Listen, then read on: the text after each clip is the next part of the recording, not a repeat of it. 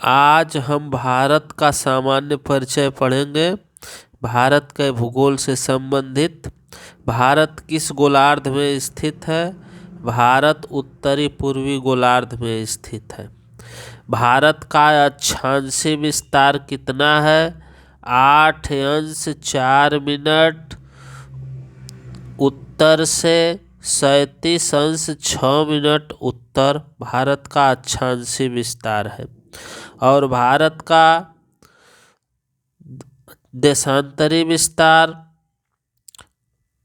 68 अंश 7 मिनट से 97 अंश 25 मिनट पूरब से पूरब है। क्यों उत्तर से उत्तर और पूरब से पूरब लिखा जाता है? क्योंकि भारत की स्थिति जो है विश्व के नक्शे में उत्तरी पूर्वी गोलार्ध में स्थित होने के कारण ऐसा लिखा जाता है। भारत का उत्तर से दक्षिण में लंबाई 3214 किलोमीटर है, जिसको 3214 हम पढ़ कर के याद कर सकते हैं।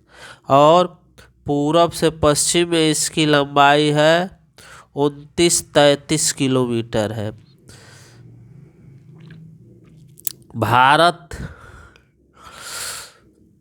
जनसंख्या के दृष्टि से विश्व में प्रथम स्थान है। अब इसका क्षेत्रफल की दृष्टि से भारत का विश्व में कौन सा स्थान है? 7वां स्थान है।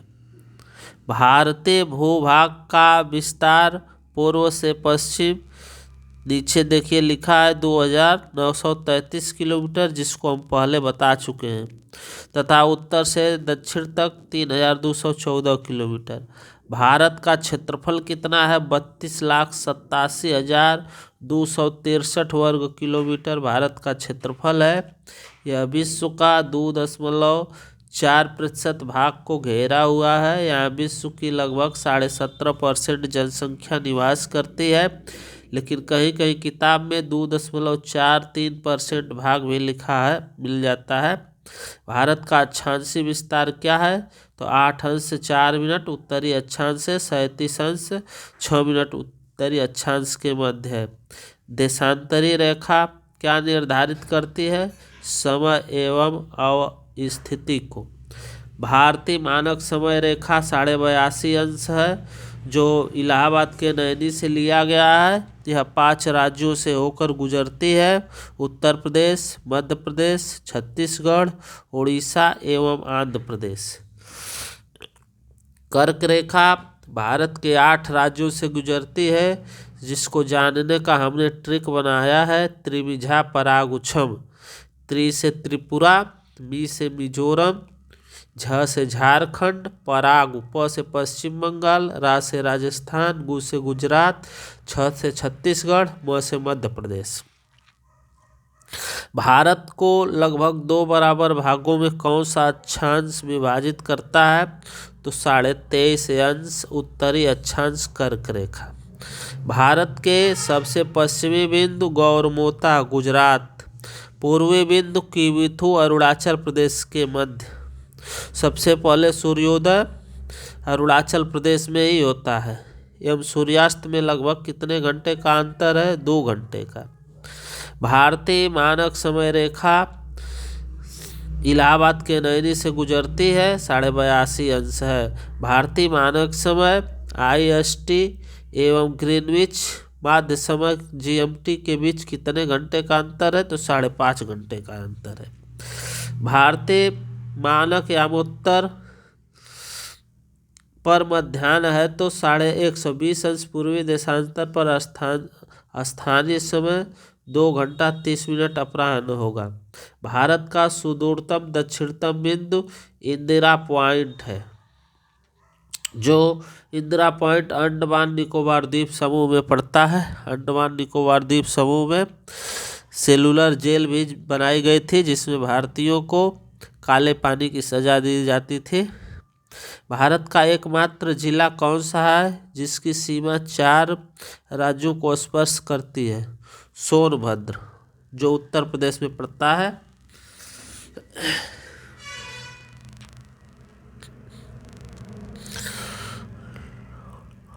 भारत का नक्शा देख लीजिए आप लोग। लद्दाख, लद्दाख के बाद जम्मू कश्मीर, फिर हिमाचल प्रदेश, फिर चंडीगढ़, पंजाब, उत्तराखंड, हरियाणा, दिल्ली, राजस्थान, उत्तर प्रदेश, गुजरात, मध्य प्रदेश, महाराष्ट्र, गोवा, तेलंगाना, आंध्र प्रदेश, कर्नाटक, तमिलनाडु, केरल, पुदुचेरी, उड़ीसा, छत्तीसगढ़, पश्चिम बंगाल, झारखंड, बिहार, सिक्किम, मेघालय, त्रिपुरा, अरुणाचल प्रदेश, असम, नागालैंड, मणिपुर, मिजोरम। यानी यह भारत का नक्शा है। दादरा व नगर हवेली तथा दमन व दीव का विलय संसद ने लोकसभा में 27 नवंबर 2019 को तथा राज्यसभा में 3 दिसंबर 2019 को पारित दादरा व नगर हवेली तथा दमन व दीव केंद्र शासित प्रदेशों का विलय विधेयक 2019 के माध्यम से उपर्युक्त दोनों केंद्र शासित प्रदेशों का विलय कर दिया है। यह पुनर्गठन 26 जनवरी 2020 से प्रभावी है। अब नए केंद्र शासित प्रदेश का नाम दादरा व नगर हवेली तथा दमन व दीव होगा और इसकी राजधानी दमन है। देश के चतुर्दिक अंतिम बिंदु सीमा के बारे में देख लीजिए। उत्तरतम बिंदु इंदिरा काल लद्दाख, दक्षिणतम बिंदु इंदिरा पॉइंट ग्रेट निकोबार द्वीप, पश्चिमी बिंदु गौरमोता या गुहारमोता जो गुजरात में पड़ता है, पूर्वी बिंदु किविथु अरुणाचल प्रदेश में पड़ता है। मुख्य भूमिका दक्षिणतम बिंदु कन्याकुमारी 8:04 उत्तरी अक्षांश तमिलनाडु में पड़ता है। दक्षिणी बिंदु 2 पड़ता है।